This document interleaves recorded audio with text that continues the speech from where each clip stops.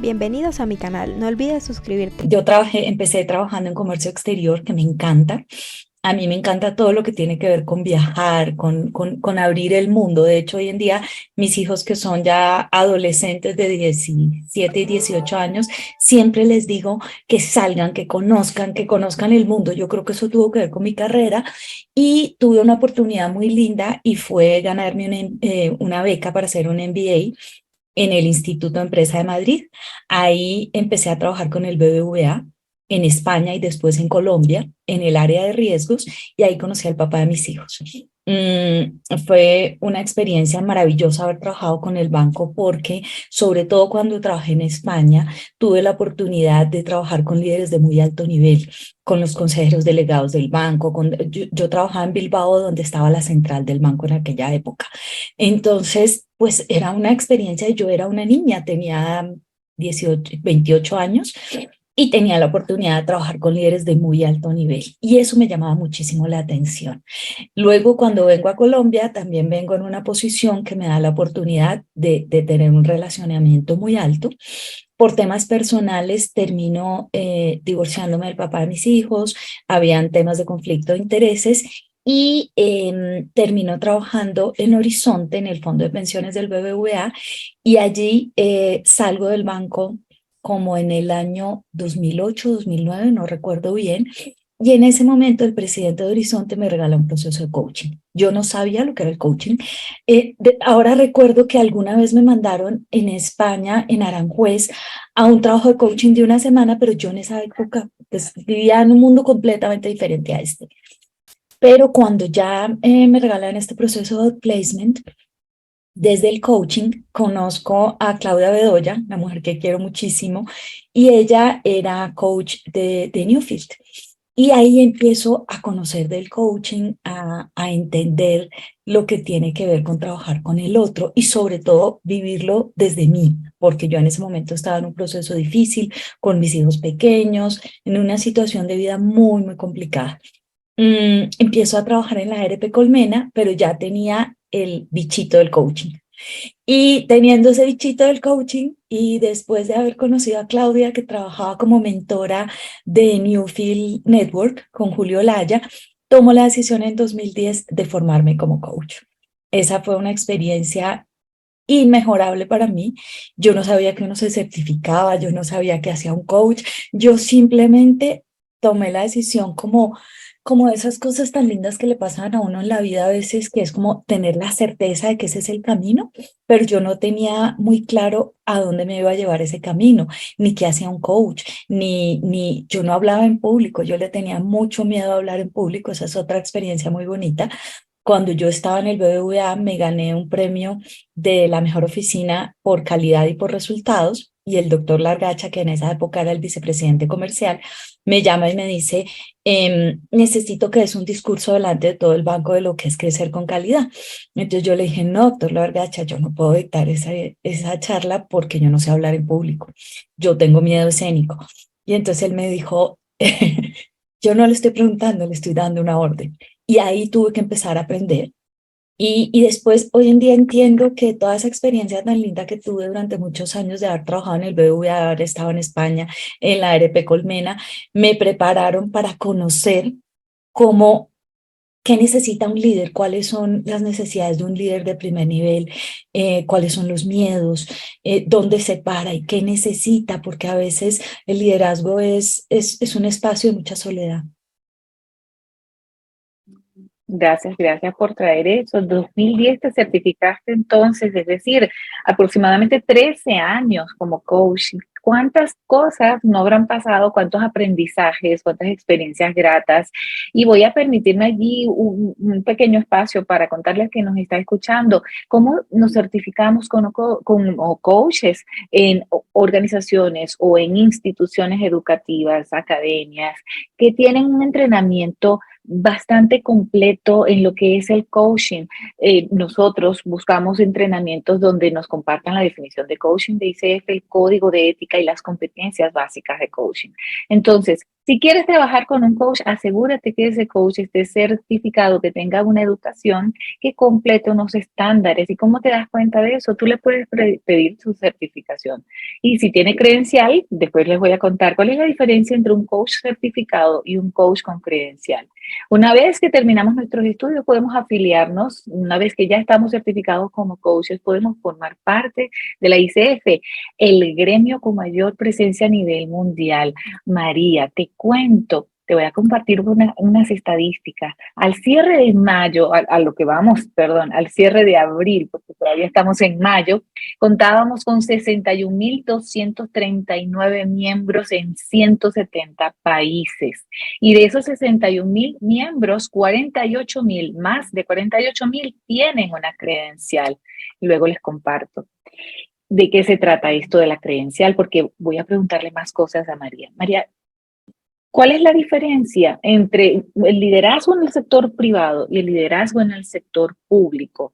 ¿Cómo lo ves tú desde esa óptica y esa trayectoria profesional? ¿Cómo ves esas dos caras de la misma moneda de liderazgo? Pues bueno, yo voy a empezar por decir que al final todos somos personas, somos líderes y tenemos las mismas necesidades. Para mí ese es un punto de partida que es muy importante. Y desde allí, cuando hablamos de las diferencias, yo creo que tienen que ver mucho con el entorno. El líder del sector público, yo escribí hace unos días un artículo donde puse una frase que me gustaría leer porque no me la sé de memoria y me conmueve muchísimo. Y es, quiero empezar por decir, ¿dónde está? Que grabo este video con el profundo respeto y aprecio por los hombres y mujeres que veo diariamente trabajar para que tengamos un país mejor. Me gustaba ponerlo y leerlo porque los admiro muchísimo. Tienen una labor, un entorno que es muchas veces muy hostil y es muy duro. Empecemos porque son personas que tienen cargos de libre nombramiento y remoción. ¿Qué quiere decir eso? Imagínense, la mayoría de las personas, los que trabajan en el sector privado, pues tienen un contrato a término indefinido y saben que tienen que cumplir unos requerimientos y unos requisitos, ¿cierto? Pues en el sector público, tú estás sentada en la silla y no sabes si vas a estar por un día, por un mes, por 3 meses. Digamos que esto de no saber cuánto tiempo voy a estar ahí, de alguna manera lo que yo he visto, y en estos últimos años lo he visto de manera contundente, es que hace que la gente tenga que ser 24/7. De hecho, me ha impactado mucho las palabras del presidente, no sé si lo escuchaste, hace como 2 semanas estaba escuchando que como no va a haber reelección, esto hace que las personas tengan que trabajar 24 horas y que tengan que dormir solo 1 hora. Y cuando yo escuchaba al presidente diciendo eso, más allá del tema político, a mí lo que me interesa son las personas. Y yo digo, la gente tiene que descansar, la gente tiene que tener un tiempo de recuperación para poder dar todo de sí. ¿Por qué? Porque adicionalmente hay otra cosa que pasa, y en esto sí diría que es igual en el sector público y el privado, y es que hoy en día tenemos tantas ayudas que esas ayudas van en contra del líder. ¿Por qué? Porque está el iPad, está el celular, está el computador, está el teléfono. Entonces, la persona no puede estar, muchas veces yo me he encontrado en que estar en 4 y 5 reuniones al tiempo. Cuando tú estás en 4 y 5 reuniones, dime tú, ¿cuál es la presencia que tienes para cada uno de estos espacios? Es una cosa que es de una locura impresionante. Yo creo que sobre todo después, esa fue una de las herencias de la pandemia, y es que se nos olvidó este tema del autocuidado. Entonces, como yo no sé qué vigencia voy a tener en el cargo, entonces tengo que estar todo el tiempo. Entonces, gente que yo veo que trabajan sábado, domingo, festivo, muchas veces me pasa con ellos, que vamos a dictar un taller y la única manera es el domingo o el sábado a las 7 de la mañana. Entonces, ¿dónde queda la familia? ¿Dónde quedan sus espacios privados? Es un sacrificio que es muy grande, que es muy duro, y donde las personas no pueden tomar la decisión de poner un límite y decir que no. Esto es, para mí como coach ha sido muy duro, porque también ha sido entender el tema de que yo voy hasta donde el coach vaya. Tú decías ahora en la definición de coaching de la ICF, que me encanta, que somos somos partners del proceso del otro. Entonces, yo no puedo meter la cucharada. ¿A qué me refiero con que no puedo meter la cucharada? Que a mí me encantaría que tuvieran autocuidado, que pusieran límites, que no trabajaran sábado y domingo, pero llega el momento en el que me tengo que parar a un lado y respetar que eso es lo que hay también en el sector público. Y eso me ha costado a mí muchísimo trabajo porque los veo agotadísimos. Muchísimas gracias por eso. Por acá nos saluda Sonia, nuestra querida Sonia Esperanza Díaz, nuestra presidenta anterior inmediata, y dice, descansar también debe entrar en la agenda. Totalmente de acuerdo. Y ahora que hablamos de esto, de estos desafíos, de estas exigencias que tienen los funcionarios del sector público, en particular, hablemos de qué temas los líderes del sector público pueden trabajar a través del proceso de coaching. ¿Qué temas has trabajado, María? ¿Y qué temas puedes acompañar o podemos acompañar como coaches en este sector? Para los líderes, digamos que la agenda, tanto en el sector público como en el sector privado, yo diría que es la misma. Depende de cada persona, depende de su momento de vida, del rol que ocupa.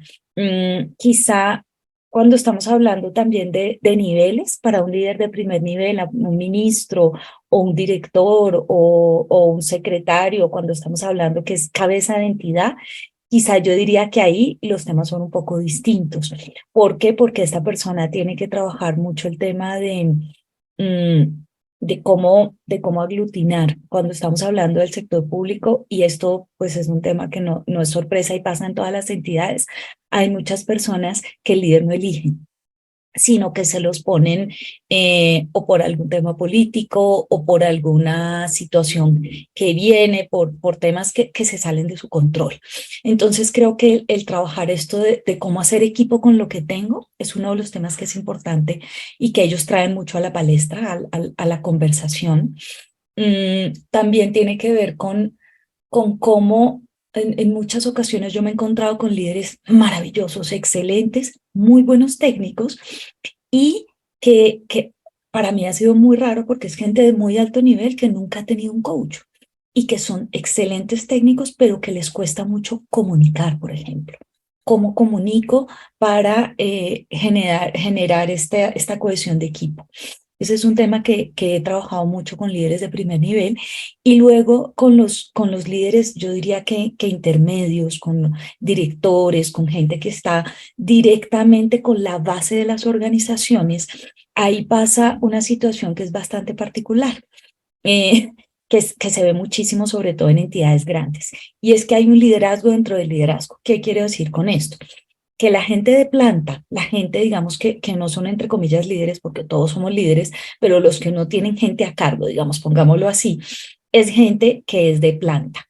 Y bueno, ahí hay otro tema que ahorita voy a tocar y es los de planta y los contratistas. Pero digamos que en términos generales son gente que está en la entidad durante muchos años. No importa que sean de planta o que sean contratistas, y ellos sí no son de libre nombramiento y remoción. Entonces, ¿qué pasa? Que para ellos en muchas ocasiones es como pasó otro y pasó otro y pasó otro. Entonces, la gente no le copia mucho al líder, sino ellos ya hacen lo que han venido haciendo, son los que tienen el conocimiento, los que saben exactamente, los que han tenido muchos gobiernos, han pasado por muchos líderes, entonces siguen haciendo las cosas como las han hecho toda la vida. Entonces, para esos líderes que manejan este tipo de equipos, es muy difícil, necesitan tener una capacidad de influenciar muy grande, también de poner límites y de comunicar de una manera donde la gente realmente los quiera seguir. Entonces, yo diría que es como el desafío más grande que hay en el sector público, porque es que finalmente yo no te puedo decir, tú en el sector privado, si yo no te funciono, tú me dices, María, gracias, hasta luego, me pasas la carta de renuncia, ¿cierto? La carta de despido, perdón. En el sector público no se puede hacer eso. ¿Por qué no se puede hacer eso? Porque yo no soy el que decido que la gente esté o no esté. Y como bien decía, cuando son de planta pasa eso. Ahora, la otra casuística que es muy difícil, que ellos también tienen que manejar, es que en un equipo pueden tener gente que es de planta y gente que es contratista. Y ahí hay mucho choque entre estos dos grupos, porque yo he oído ahí de todo, ¿no? Entonces hay gente que dice, no, que es que los de planta, como están acomodados, entonces no hacen nada, y otros que dicen, no, que es que los contratistas como no tienen pertenencia, entonces es muy difícil con ellos. En todo caso, unos y otros, el tener esta diferencia hace que sea muy difícil tener un equipo cohesionado. De otra manera, yo me he encontrado con algo que me ha impactado muchísimo, que es algo que también estos líderes intermedios tienen que trabajar mucho, y es que las estructuras, por alguna razón, son estructuras muy antiguas que en algunas entidades ya se han venido, digamos que actualizando, modernizando, pero en otras no. Entonces, yo me encontré, por ejemplo, en una entidad del distrito que existía una persona que tenía debajo de ella a 250 personas. Tú imagínate tener a cargo 250 sin tener un segundo que te acompañe. Entonces, ¿qué le pasa a esta persona? Que tiene que pedirle, como entre comillas, un favor, nombrar líderes que no son líderes formales, sino informales, que es la gente más pila, para que me ayude con estos grupitos. ¿Por qué? Porque cada uno de los grupitos, pues tienen, unos se dedicarán, no sé, a infraestructura, los otros a obras de no sé qué, los otros así sé cuándo, y la persona, pues obviamente yo no puedo hacerle seguimiento ni acompañamiento a 250 personas. Entonces esto lo hace inmanejable para los líderes. No me quiero imaginar, 250 personas sin tener un segundo a bordo. Y sobre todo el desafío, tú dices, tener estos equipos compuestos por personal de planta, personal contratista. La diferencia, me imagino que es personal de planta contratado directamente por el organismo público. ¿Cómo funciona eso? Si tienes toda la razón, yo hablo como si todo supiera lo que estoy diciendo. Una persona de planta es una persona que también se llama de carrera, que ha tenido, bueno, en algunos casos depende, hay muchas entidades que ya están también profesionalizando eso y es generando concurso. Entonces, supongamos que es por concurso, entonces se saca por el Servicio Público de Empleo, se saca una convocatoria. Entonces, esa convocatoria tiene unas características, tiene que tener, no sé, un abogado que tenga especialización, que tenga 5 años de experiencia, y este es el sueldo. Se presentan algunas personas y esa persona queda en ese cargo. ¿Qué quiere decir? Que esa persona ya es un funcionario público y tiene una estabilidad que le da el ser funcionario público. ¿Qué ocurre? Hace algunos años, yo no recuerdo en qué gobierno fue, yo creo que fue en el gobierno de Uribe, pero no sé si antes también, ahí puedo equivocarme. Se empezó a dar la figura del contratista. ¿Por qué? Porque digamos que el gobierno necesitaba una estructura mucho más grande, pero no se podía sostener. Entonces, como no se podía sostener y no se aprobaban más cargos, entonces se empieza a dar la figura de contratista, que el contratista es una persona de servicios, ¿cómo es que se llama? Por prestación de servicios. ¿Qué pasa cuando yo contrato cuando contrato, valga la redundancia, un contratista, que es cuando tú tienes un personal por prestación de servicios, no, tú no puedes ser el jefe, tú no tienes, ¿cómo se dice? Digamos, él no te puede rendir cuentas. Entonces, eso lo hace mucho más difícil. ¿Por qué? Pues porque yo soy tu jefe, pero yo tengo que hacer que tú hagas sin que tú sientas que yo te estoy dando órdenes. Entonces, eso lo hace complicadísimo. Los contratistas, por ejemplo, no tienen necesidad de cumplir un horario, ni de ir todos los días a la entidad. Simplemente se les da es un contrato por obra y labor. Entonces, usted tiene unas condiciones, usted las tiene que cumplir y mientras las cumpla, pues usted verá cómo lo hace. Digamos que en términos generales. En la práctica no funciona tanto así o depende mucho en cada entidad, depende mucho en cada área también de cómo lo manejen y cómo, fíjate ahí cómo se ve las capacidades del líder. Que el líder haga que esa persona, aunque no tiene subordinación, es la palabra que estaba buscando, que yo pueda hacer, tener una capacidad de influencia muy grande. Además, porque pasa otra cosa con estos contratistas, yo me he encontrado en entidades que hay contratistas que llevan 30 años, 20 años, pues esas personas no tienen vacaciones. ¿Por qué? Porque soy contratista. Y si dejo de trabajar esos 15 días, pues no me pagan. Claro, también el contratista se queja mucho de esto, pero también es cierto que el sueldo es un poco mayor porque cubre también los parafiscales y todo esto, lo que hace que sea contratista. Entonces, de todas maneras, este es un tema que lo hace muy complicado, que tiene una particularidad muy grande, que yo he oído en este gobierno que eso se va a acabar y que todas las personas van a ser de planta. Yo no sé qué tanto lo puedan hacer porque es que hay entidades. Yo conocí, por ejemplo, en la RTBC en el año 2000, justo antes de la pandemia, como 2 o 3 meses antes de la pandemia, ellos tenían más de un 70% de su planta de personal eran contratistas. Entonces, eso lo hace muy difícil, porque muchas veces el que es bueno, por ejemplo, para ser segundo puede ser contratista, pero cuando tú pones a un contratista a que sea líder de un equipo que son gente de planta, la gente no le copia porque dice yo, ¿por qué tengo que trabajar con un contratista? Son una cantidad de situaciones que hacen que la consecución del resultado sea muy difícil. Al final, en todas las organizaciones lo que buscamos son resultados. Y estos líderes muchas veces tienen que lidiar con tantas cosas en el día a día que el resultado pasa a un segundo plano. Y no es porque ellos no quieran hacerlo. Imagínate, ese desafío en particular no lo he visto en la empresa privada. Y me hizo recordar un libro muy bueno, un modelo que proponen Cohen y Bradford que se llama Influencia sin autoridad. Cómo poder influir en las personas cuando no tienes autoridad sobre ellas, como lo que nos estás describiendo. Eh, voy a aprovechar porque es que nombraste un proceso, ¿no? Un concurso para poder formar parte del sector público. Hay que seguir un debido proceso, un concurso de credenciales. Se da mucho también en las universidades públicas. Tuve alguna vez la oportunidad de participar en un concurso de credenciales para poder ser profesora. Y nosotros también en ICF tenemos un proceso, ¿cierto, María? Si nosotros queremos obtener una credencial como coaches, y otra vez hago un paréntesis aquí, María, voy a aprovechar esa palabra clave que dijiste de proceso. Como coaches, ya que nos certificamos, que terminamos nuestro entrenamiento como coach profesional, empezamos a ejercer como coaches, empezamos a trabajar procesos de coaching con nuestros clientes y cuando ya cumplimos, por ejemplo, 100 horas de práctica, 100 horas en diferentes procesos de coaching con diferentes clientes, nosotros podemos pedir nuestra primera credencial.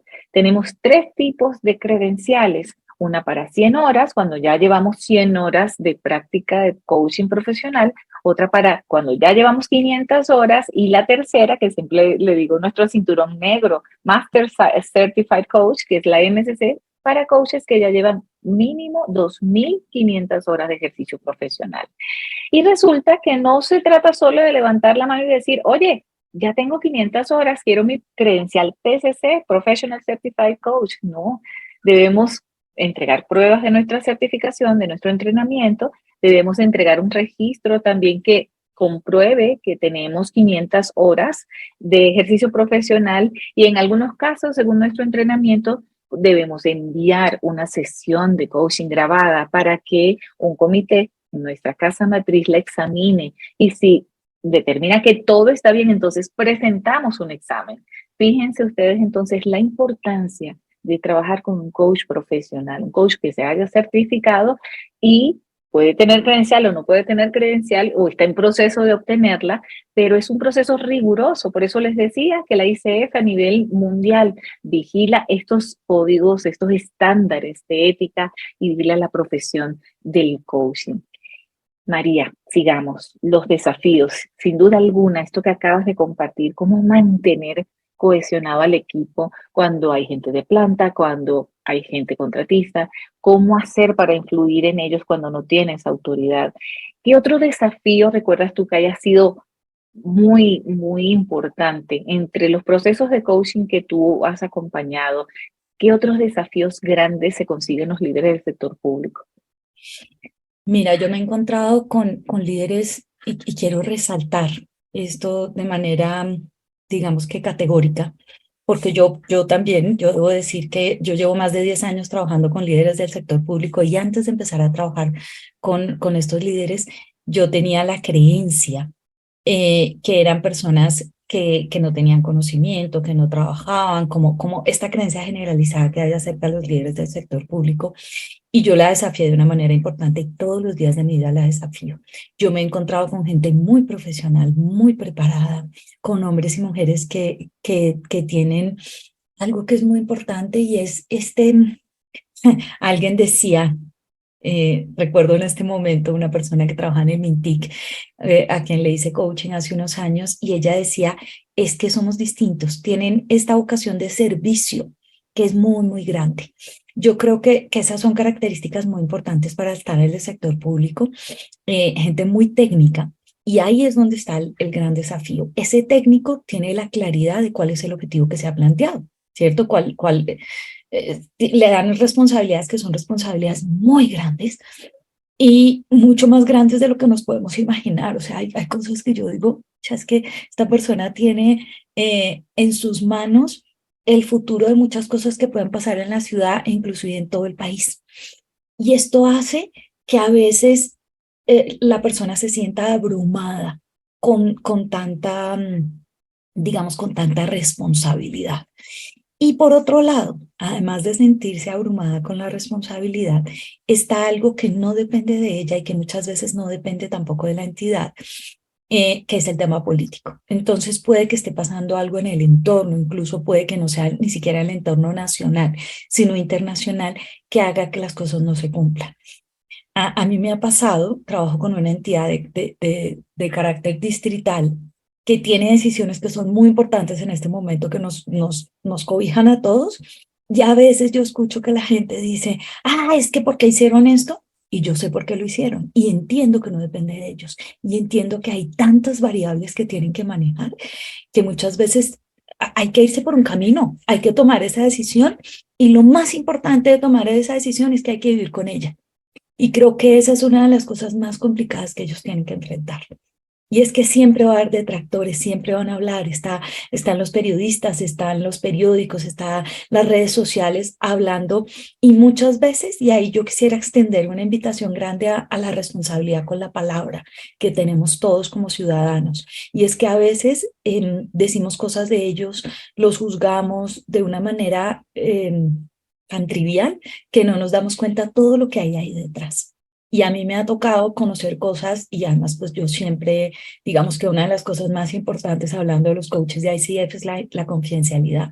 Esto es parte de nuestra ética como coaches. Entonces hay cosas que yo ni con mi familia, ni con mis hijos, ni con nadie comento, que se quedan en una sesión de coaching. Hay muchos espacios que son de coaching de equipos, de coaching de sombra, donde yo veo cosas, escucho cosas que me dan un contexto muy grande de entender lo que ellos viven, las situaciones tan complicadas que viven, que muchas veces las juzgamos de una manera mm, tan trivial y tan fácil, que yo creo que eso es lo más difícil que ellos viven. Gracias por traer eso, confidencialidad. Para los que nos están escuchando en vivo y los que nos van a escuchar después, en un proceso de coaching, todo lo que nosotros conversamos allí es totalmente confidencial. ¿Qué te garantiza a ti como cliente de un coach profesional? Que lo que estás compartiendo va a permanecer de forma confidencial.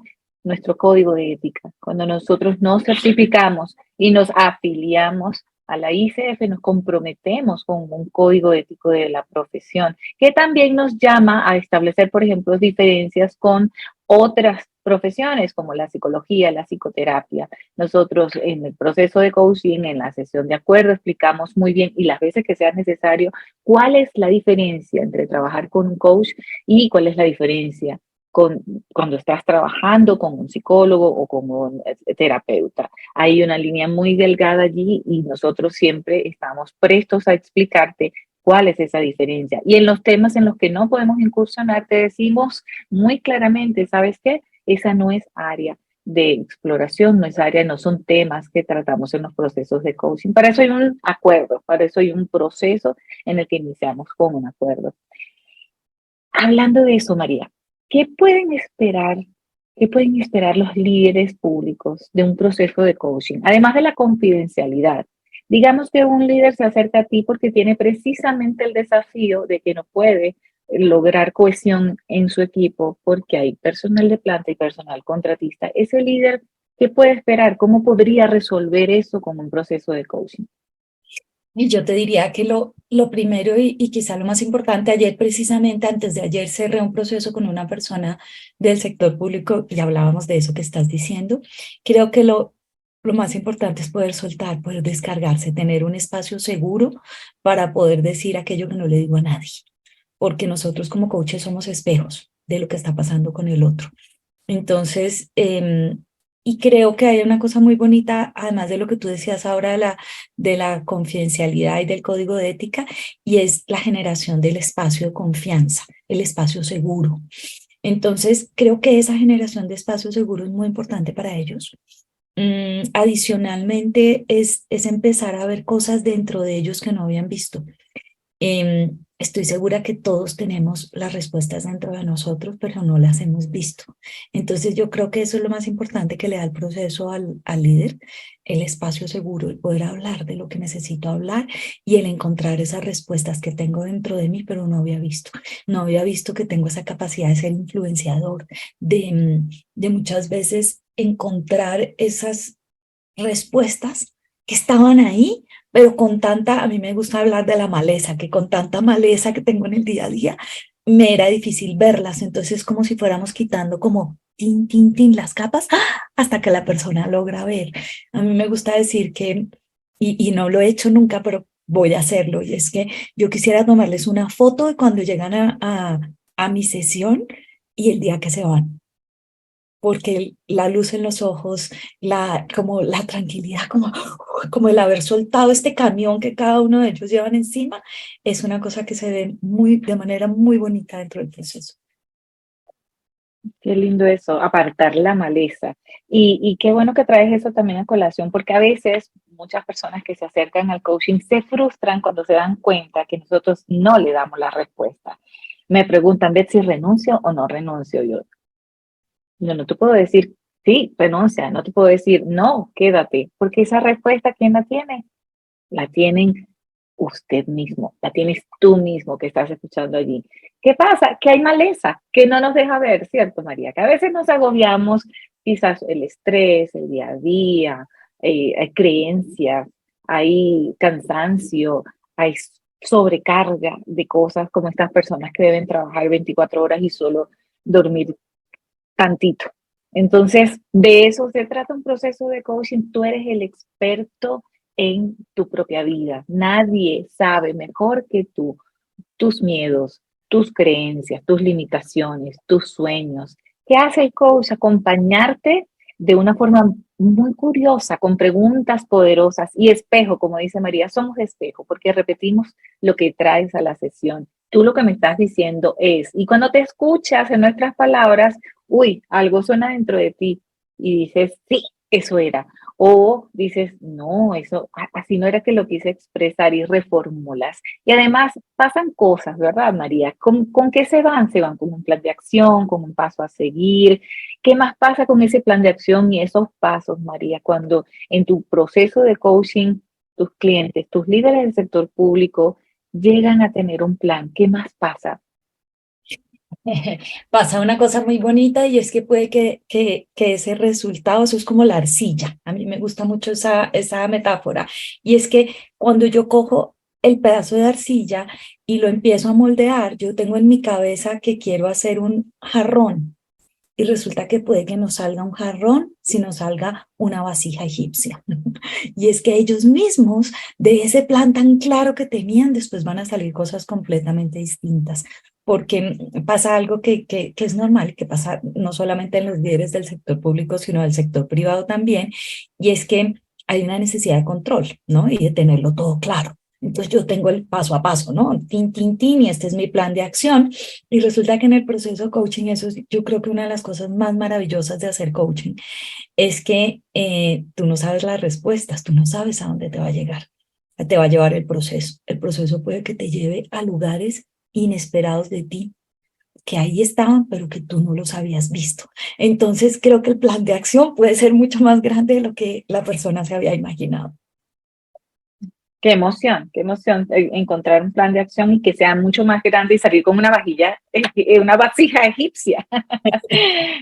Qué interesante, me gustó mucho esa metáfora. Fíjense las cosas, las palabras tan interesantes que nos deja por acá María. La maleza, apartarla para poder ver con mayor claridad y salir con esa vasija egipcia. Los coaches celebramos los logros contigo y cuando se presentan obstáculos, te acompañamos en averiguar de dónde salieron esos obstáculos y cómo puedes tú mismo gestionarlos para que no se vuelvan a atravesar. Cuéntanos, ¿cuál ha sido tu experiencia más grata? ¿Qué recuerdas tú de estos acompañamientos, de estos procesos de coaching que recuerdes con mucha emoción? Uy, tengo muchas experiencias muy hermosas. Quizá la más grata ha sido Ligia. Ligia es una líder del sector público a quien llegué ella estaba contratando un proceso de coaching para todo el equipo directivo de aquella empresa y en un principio ella no quería hacer coaching, no quería trabajar en el proceso y resulta que iniciamos el proceso de acompañamiento y ella encontró cosas de ella que no se imaginaba y en estos procesos pasa una cosa como en todos los procesos de coaching, eso hay que decirlo, y es que hay gente que se engancha y gente que no. El coaching no es para todo el mundo, no todo el mundo está en el momento de hacer coaching. Por eso es tan importante una cosa y es que el coaching tiene que ser voluntario. Yo siempre le insisto a todos los clientes, no los obliguen. Entonces, en este caso, habían sobrado sesiones de una persona que no quería o no tenía tiempo o no era su momento de hacer coaching. Y resulta que todas las sesiones que sobraban las terminaba tomando Ligia. Y fue muy bonito porque había sido una persona que en un inicio no quería hacer coaching y terminó siendo mi coachee que más sesiones ha recibido en la historia.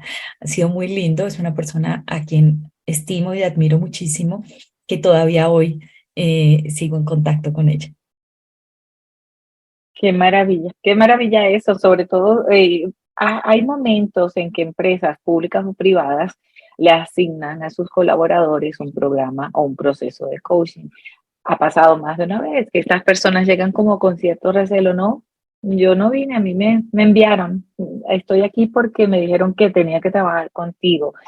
¿Cómo hacer, María? ¿Cómo hacer en esos casos eh, para poder generar ese ambiente de confianza cuando la persona no te escogió, sino que la enviaron? ¿Qué podemos hacer allí? Yo siento que ahí hay una cosa y debo decir, porque siempre tenemos que hablar también desde nuestra vulnerabilidad, que ha sido de las cosas que más me ha costado a mí como coach, y es la claridad. La claridad, algo que decía mi maestro Julio Laya, y es la irreverencia gentil. El poder ser claro y irreverente de una manera amorosa, a mí me ha costado un montón llegar a ese lugar. Y es el poder ser claro con la persona desde el principio y darle sus opciones y decirle, aquí hay un proceso para ti, el proceso tiene esto y esto, y tú tienes la posibilidad de decir que no. Y decir que no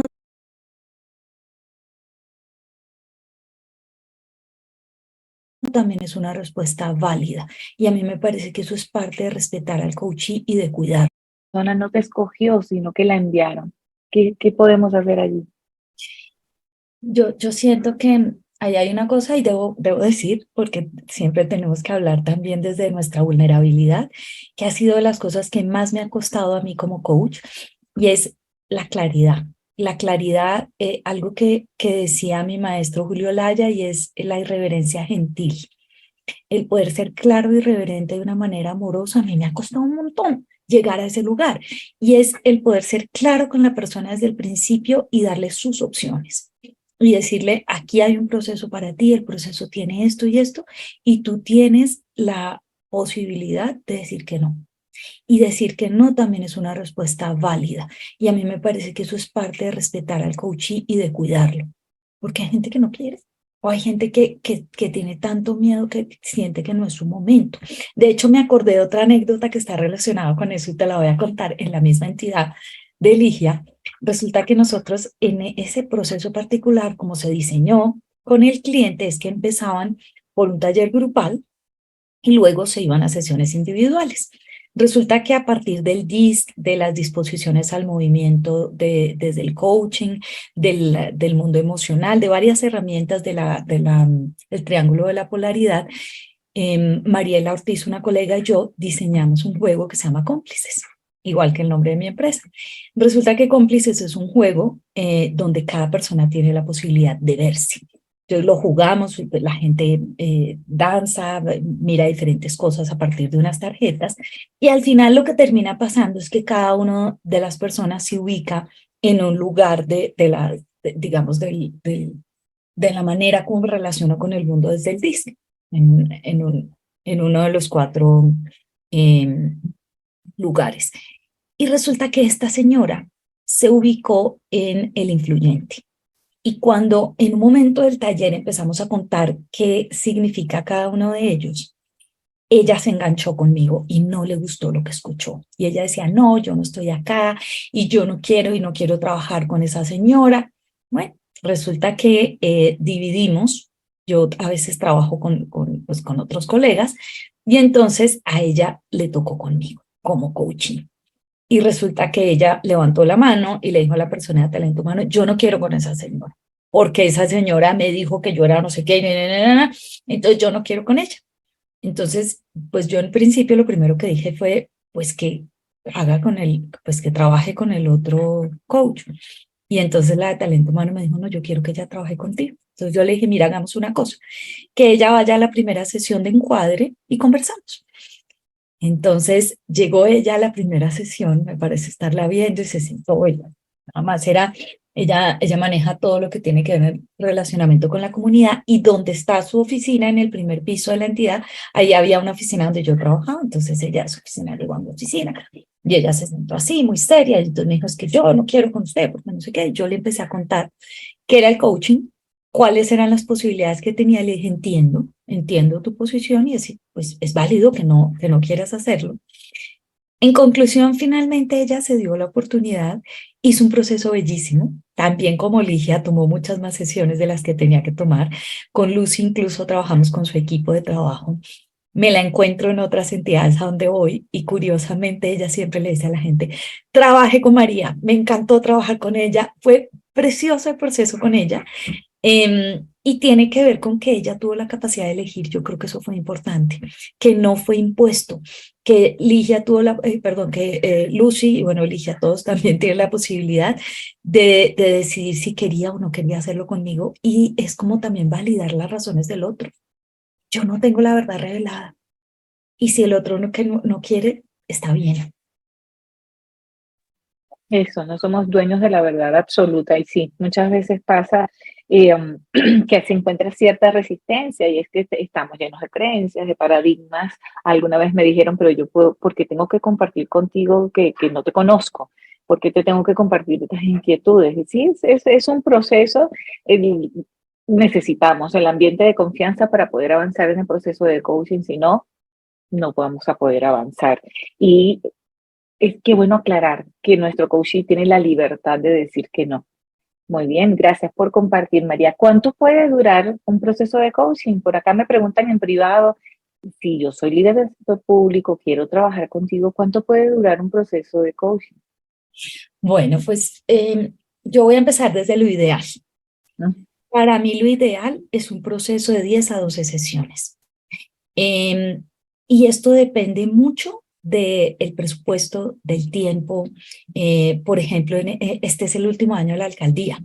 Pretender que hagamos procesos de 10 o de 12 sesiones en entidades del distrito es perfectamente imposible, porque estos líderes están corriendo, cerrando temas, haciendo temas que tienen hasta el 31 de diciembre. Entonces hay que ser realista. Cuando a mí me plantean, bueno, no tenemos mucho tiempo, ¿qué es lo mínimo que podemos hacer? Yo recomiendo mínimo 7 sesiones. Para mí es muy importante en coaching ejecutivo que dentro de ese rango entre 7 y 12 sesiones haya sí o sí 3 cosas. Bueno, 4. La primera, la sesión de encuadre, donde es imperativo, y ya antes yo hace unos años, y yo creo que eso lo va dando los años y la experiencia, antes yo decía, bueno, si el jefe no puede, no importa. En este momento, sí o sí, tiene que ser coaching su jefe y yo. ¿Por qué? Porque ahí se da un proceso que a veces no se da en el día a día y es que el jefe le pueda decir al coachee qué es lo que quiere que trabaje y qué ve de él. Entonces es una sesión poderosísima porque es una sesión donde le dice cosas que nunca le ha dicho, donde le da feedback acerca de cómo lo está viendo y qué espera de él. Y la persona muchas veces, ¡ah! Yo no sabía que este personaje pensaba esto de mí. Yo pensaba que yo escuchaba y su jefe le muestra y le dice por qué no escuchaba. Esto es un proceso que lejos de lo que muchas personas piensan es muy amoroso porque además nosotros como coaches estamos entrenados para eso, para acompañar esa conversación y que sea una conversación productiva y de ahí sale el acuerdo de coaching.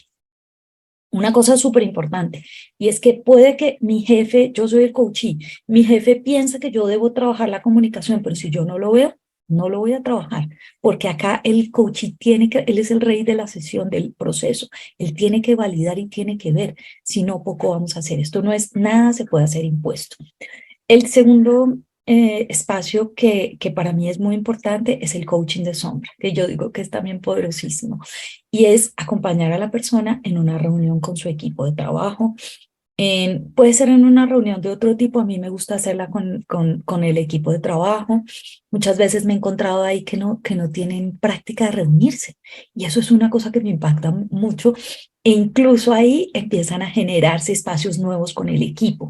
Yo trabajo mucho con la mirada de Alan Kardot de las reuniones delegadas y lo importante que es no que el líder se direccione hacia el equipo de trabajo, sino que como equipo trabajemos. Y ahí es donde empieza, yo digo que no hay líder sin equipo y no hay equipo sin líder. O sea, que se interactúan las dos cosas. Luego, el tercer espacio que es muy importante es el feedback de ese coaching de sombra.